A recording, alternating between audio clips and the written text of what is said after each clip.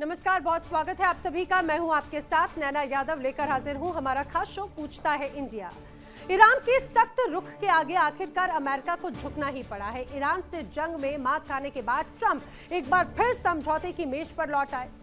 जानकार इसे ईरान की बड़ी रणनीतिक जीत मान रहे हैं।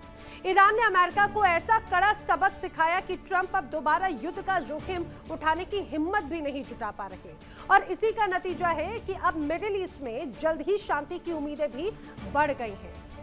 कैसे अब मिडिल ईस्ट का ये तनाव खत्म होता है तो दुनिया को भी एक तरह से बड़ी राहत मिलती हुई नजर आती है, ऐसी उम्मीद वो जता रहे हैं।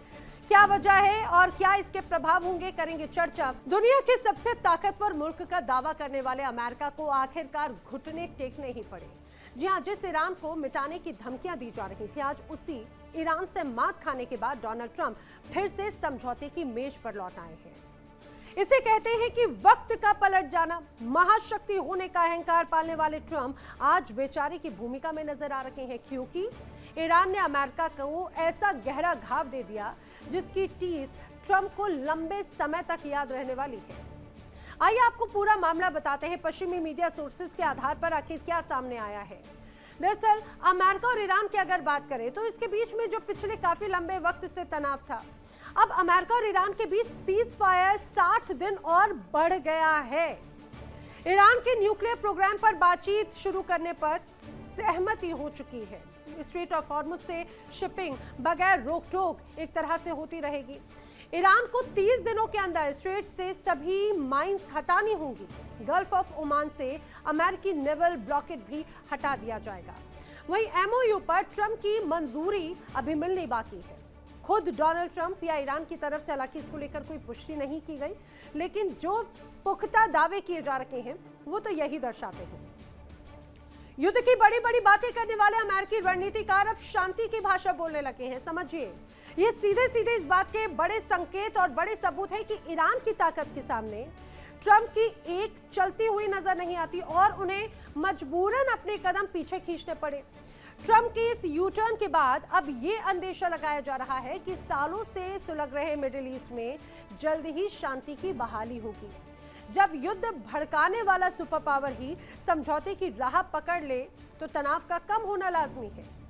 अब ईरान ने यह तो साबित कर दिया कि शांति केवल दबाव से नहीं बल्कि बराबरी और ताकत के संतुलन से आती है, और यही बात एक तरह से ईरान समझाने में सफल हो चुका है। अब ऐसे में बड़े सवाल, क्या ईरान युद्ध में ट्रंप हारने की कगार पर पहुंच गए? क्या अमेरिका जंग में इतना परेशान हो चुका है कि किसी भी कीमत पर समझौता करना चाहता है? और पहले दौर की हार के बाद अमेरिका जंग का दूसरा दौर भी शुरू करने की हिम्मत नहीं जुटा पा रहा। ये वो तमाम सवाल हैं जिनके जवाब जानने की कोशिश करेंगे। खास मेहमानों का पैनल मेरे साथ कनेक्ट हो रहा है, जल्दी से आपको मिलवा देती हूँ। रक्षा विशेषज्ञ retired lieutenant colonel Himanshu Singh ji मेरे साथ कनेक्टेड हैं। रक्षा विशेषज्ञ रिटायर्ड कर्नल सुशील पठानिया जी मेरे साथ में कनेक्टेड हैं। विदेश मामलों के जानकार रोहित शर्मा जी मेरे साथ में कनेक्टेड हैं।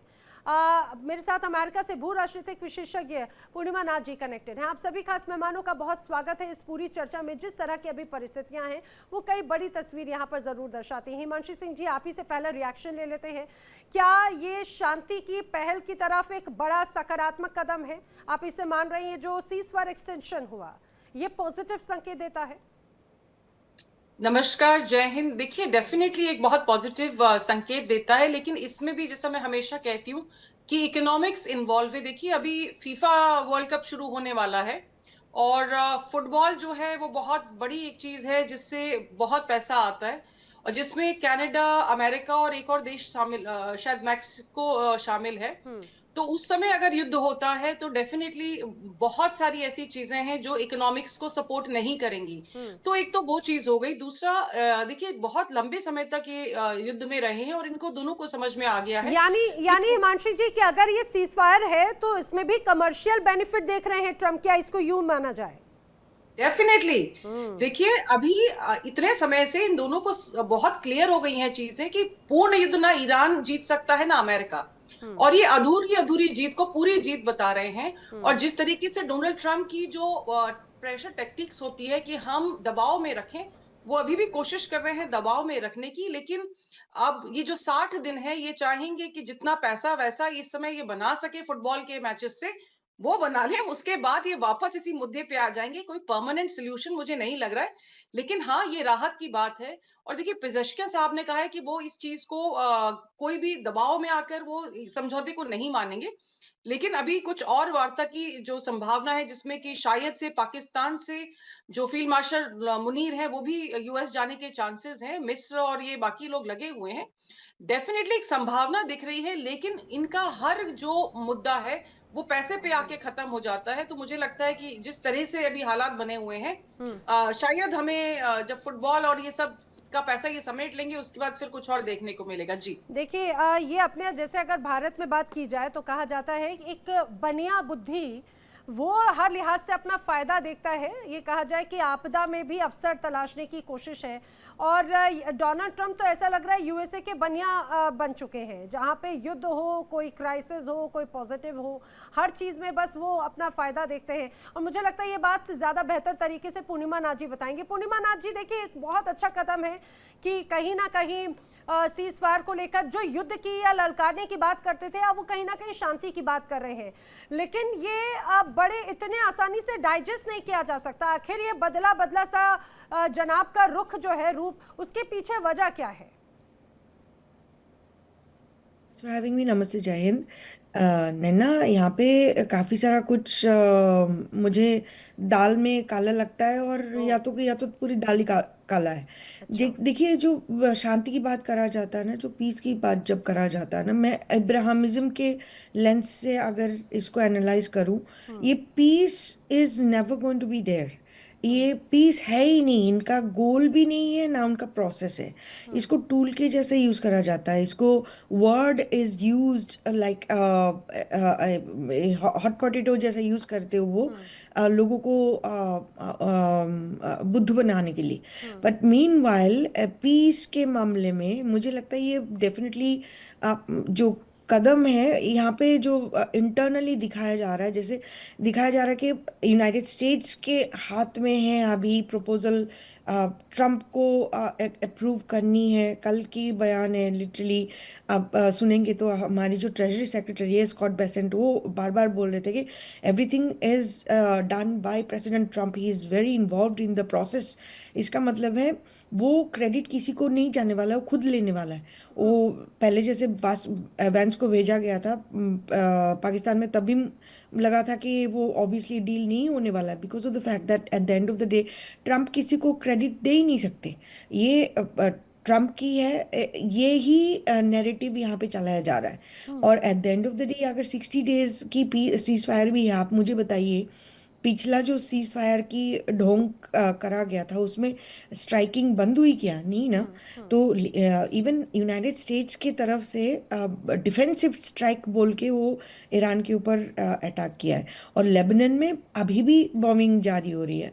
तो the point of the peace is so farce to me. Hmm. It's such a fake concept in the Ibrahimism stand point और आइडियोलॉजिकल स्टैंड पॉइंट। और ऊपर से आप मुझे बताइए, अगर वो लोग पीस करें तो पीस को क्या मतलब है?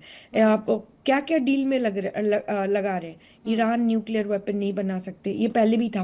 अभी हम्म। स्ट्रेट ऑफ हॉर्मुज इसमें ऐड कर चुके हैं। स्ट्रेट ऑफ हॉर्मुज तो पहले था ही नहीं। हम्म। तो आपने बॉम्बिंग से पहले जो खुला हुआ था, that also became part of your negotiation hmm. Tool right now.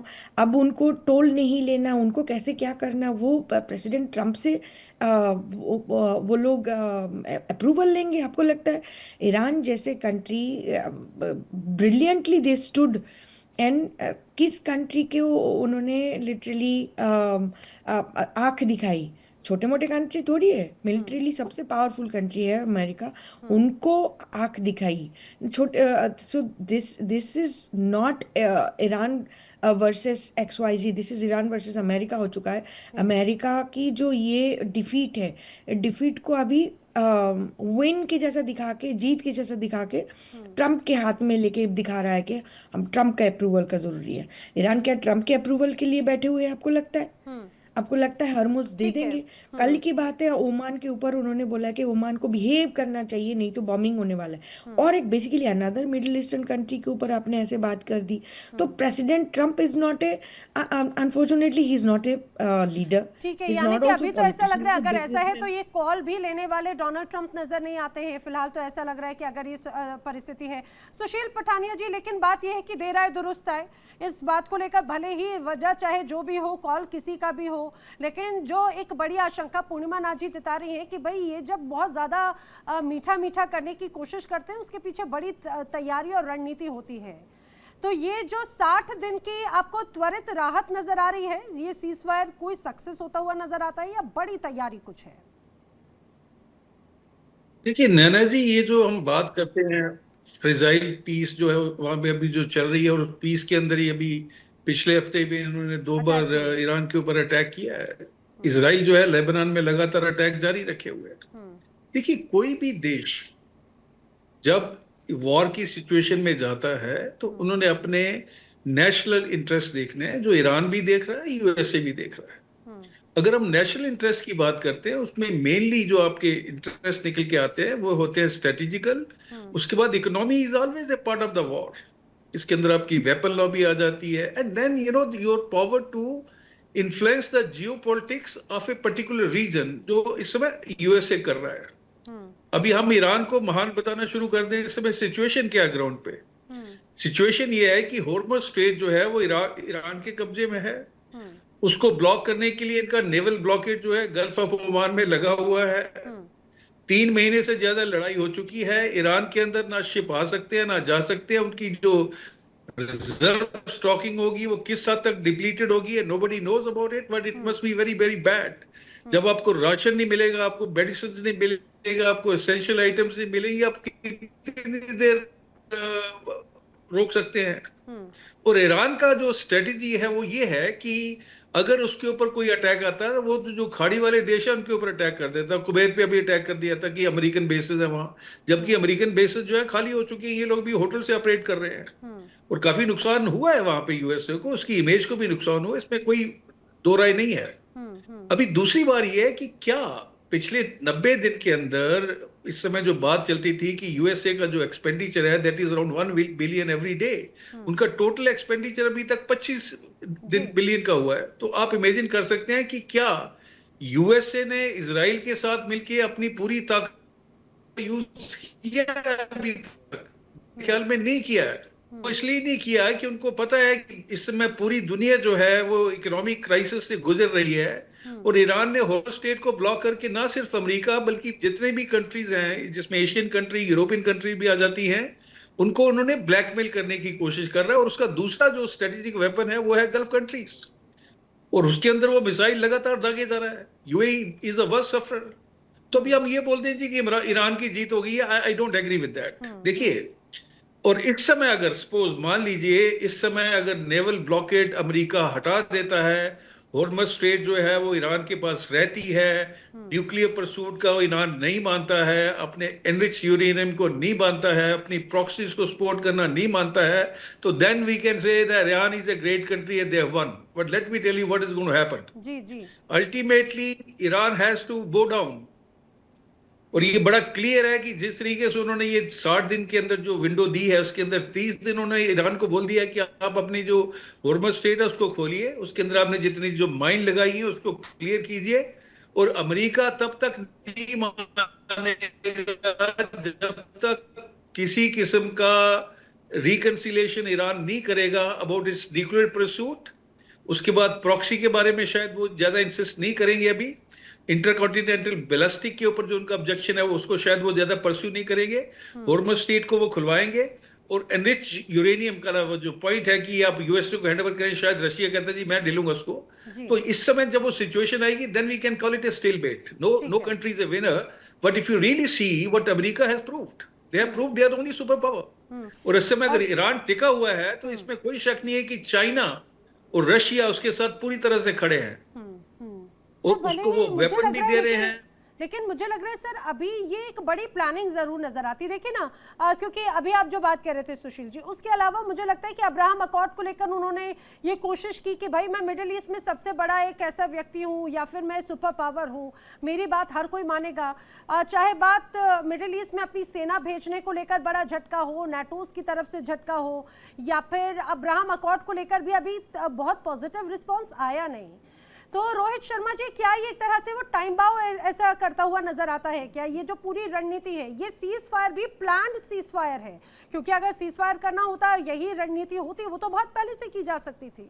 फिर धमकाना, ये बार बार बातचीत के जरिए ये कहा जाए चैनल क्रिएट करना, दबाव और ये धमकी देना कि भाई हम उड़ा देंगे, आखिरी मौका आखिरी मौका।